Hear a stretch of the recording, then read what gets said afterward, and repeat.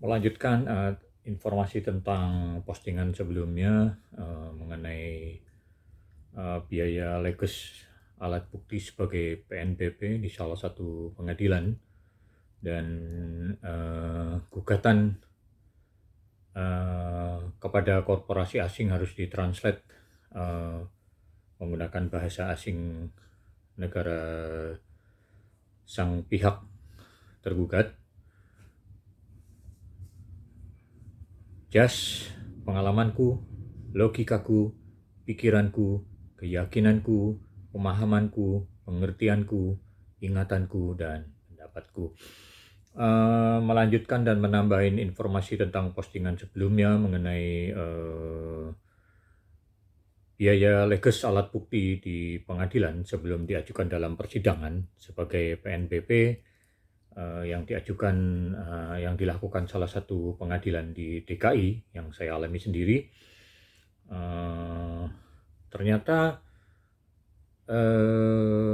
meskipun saya juga sering beracara di beberapa pengadilan di DKI dan Jawa Barat, bahkan di Mahkamah Konstitusi, tidak ada pembebanan biaya leges untuk alat bukti sebagai PNBP senilai 5.000 atau 6.000 per alat bukti, kecuali hampir di semua peradilan termasuk di Mahkamah Konstitusi yang diwajibkan adalah materai harus dileges di kantor pos. Jadi menurut saya agak aneh gitu kan, karena ini hanya dilakukan oleh salah satu pengadilan saja gitu kan, sedangkan pengadilan lainnya yang pernah saya beracara tidak pernah diminta sama sekali, termasuk juga di Mahkamah Konstitusi dan di Provinsi Jawa Barat yang pada saat saya beracara gitu kan. Jadi kebijakan ini cukup aneh gitu kan, karena berbeda-beda di setiap peradilan umum gitu kan, dan di Mahkamah Konstitusi juga berbeda, padahal kalau peradilan umum kan induknya satu, Mahkamah Agung. Juga mengenai gugatan kepada korporasi asing, saya kebetulan mengajukan di dua peradilan umum, di dua pengadilan di DKI Jakarta. Yang satu gugatan kepada Citibank Amerika Serikat, dan yang kedua gugatan kepada Toyota Motor Corporation Jepang.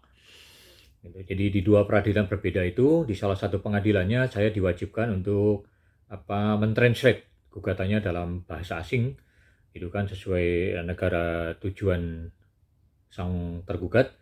Tetapi di peradilan yang satunya lagi tidak diminta dan tidak diwajibkan untuk mentranslate gugatan yang ditujukan kepada korporasi asing tersebut. Gitu. Jadi saya juga cukup heran ini kebijakan peradilan di DKI ini kok berbeda. Demikian juga mungkin peradilan di daerah, karena saya mengajukan tuntutan kepada korporasi hanya khusus untuk di peradilan DKI saja, gitu kan. Jadi ini yang ingin saya tambahkan, bahwa mengenai biaya leges setiap alat bukti sebagai PNBP itu ternyata tidak dilakukan di semua peradilan umum dan Mahkamah Konstitusi. Bahkan di DKI itu hanya di salah satu pengadilan saja, pengadilan yang lainnya tidak, meskipun sama-sama di DKI. Dan untuk kewajiban translate, permintaan translate dari pengadilan juga hanya dilakukan oleh salah satu pengadilan saja, sedangkan pengadilan lain yang saya juga mengajukan gugatan kepada korporasi asing lainnya, yang kedua yaitu Toyota Motor Corporation Jepang, tidak diminta untuk mentranslate gitu. Jadi kebijakan ini cukup aneh bagi saya gitu kan. Saat itu ya, saya nggak tahu sekarang apakah sudah menjadi satu kewajiban yang pasti setelah Undang-Undang Bahasa, Bendera, dan Lambang Negara di amandemen. Kemudian satu hal lagi yang ingin saya koreksi, yaitu bukan BW tetapi hukum acara peradilan perdata, yang menyatakan bahwa setiap gugatan harus disampaikan dalam bahasa Indonesia yang baik dan benar. Demikian, semoga tambahan ini bermanfaat. Salam sukses masih dari I Love Beach Walk Bali. Yes!